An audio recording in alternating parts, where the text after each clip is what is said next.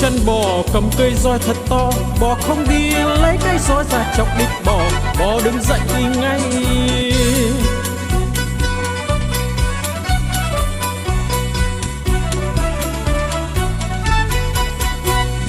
Đi chân bò cầm cây roi thật to, bò không đi lấy cái roi ra chọc đít bò, bò đứng dậy đi ngay.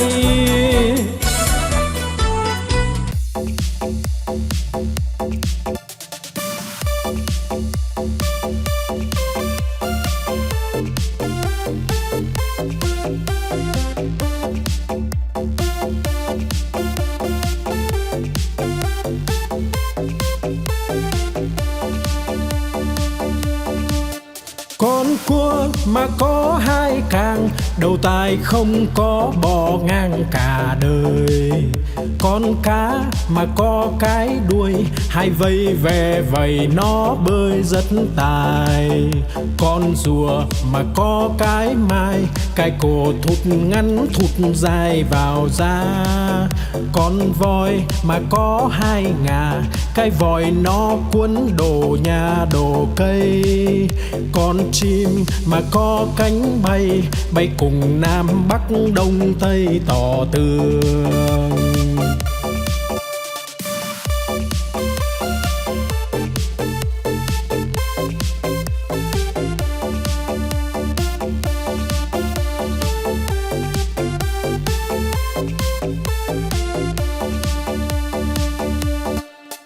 Con cua mà có hai càng, đầu tai không có bò ngang cả đời.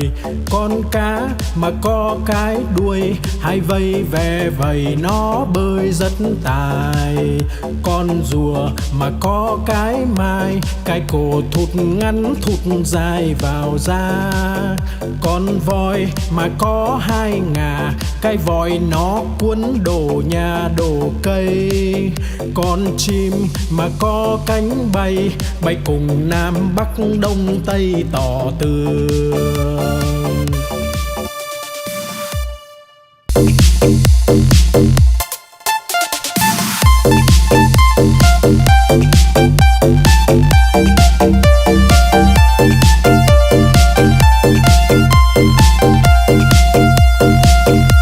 Đi cầu đi quán, đi bán lợn con, đi mua cái xong đem về đun nấu, mua quả dưa hấu về biếu ông bà.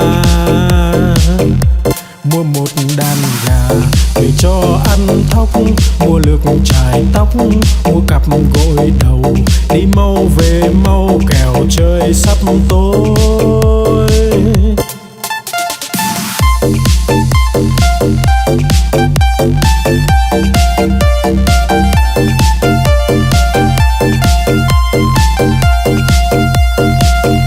Đi cầu đi quán, đi bán lợn con, đi mua cái xong đem về đun nấu, mua quả dưa hấu về biếu ông bà. Mua một đàn gà về cho ăn thóc, mua lược chải tóc, mua cặp gội đầu, đi mau về mau kẻo trời sắp tối.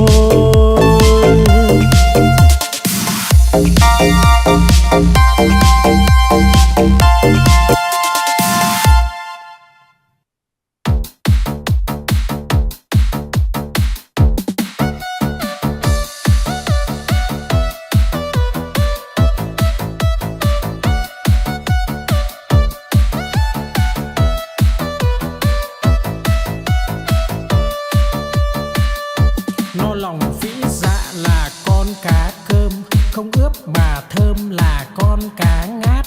Liệng bay thoăn thoắt là con cá chim, một cẳng chết chìm là con cá đuối. Nhiều năm nhiều tuổi là cá bạc đầu, đủ chữ đủ câu là con cá đối. Mai nở tàn tối là con cá hoa, trắng muốt làn da là cá út thịt. Lưng dài hẹp nách là cá lòng tong, ốm yếu hình dung là con cá nhái.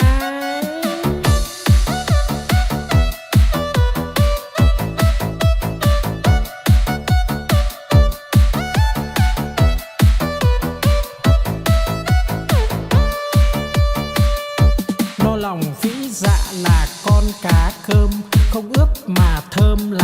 con cá ngát, liệng bay thoăn thoắt là con cá chim, hụt cẳng chết chìm là con cá đuối, nhiều năm nhiều tuổi là cá bạc đầu, đủ chữ đủ câu là con cá đối, mai nở tàn tối là con cá hoa, trắng muốt làn da là cá út thịt, lưng dài hẹp nách là cá lòng tong, ốm yếu hình dung là con cá nhai.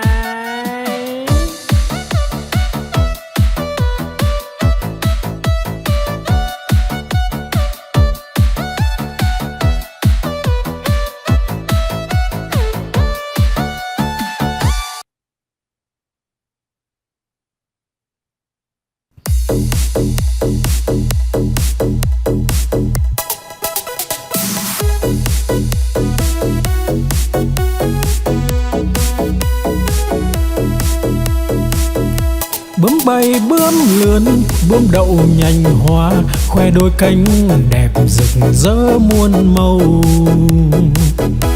Bướm bay bướm lượn, bướm đón mùa xuân, vàng xanh đỏ tím, bướm bay dợp trời.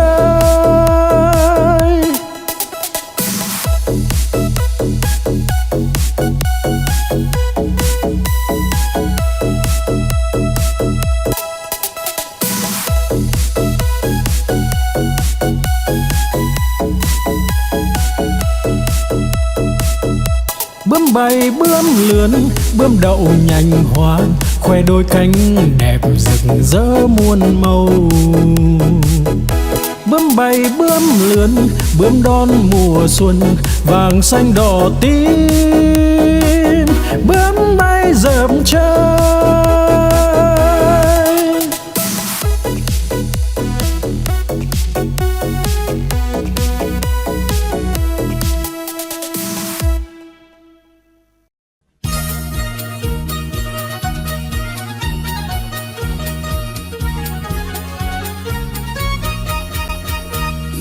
Đi chân bò cầm cây roi thật to, bò không đi lấy cây roi ra chọc đít bò, bò đứng dậy đi ngay.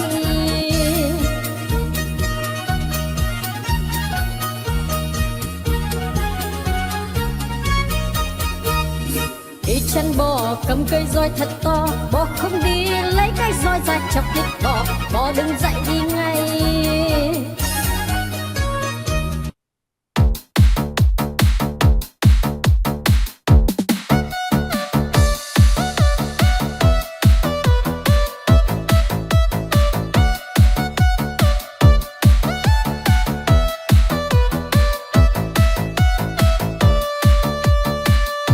No lòng phĩ dạ là con cá cơm, không ướp mà thơm là con cá ngát, liệng bay thoăn thoắt là con cá chim, hụt cẳng chết chìm là con cá đuối, nhiều năm nhiều tuổi là cá bạc đầu, đủ chữ đủ câu là con cá đối, mai nở tàn tối là con cá hoa, trắng muốt làn da là cá út thịt, lưng dài hẹp nách là cá lòng tong, ốm yếu hình dung là con cá nhai.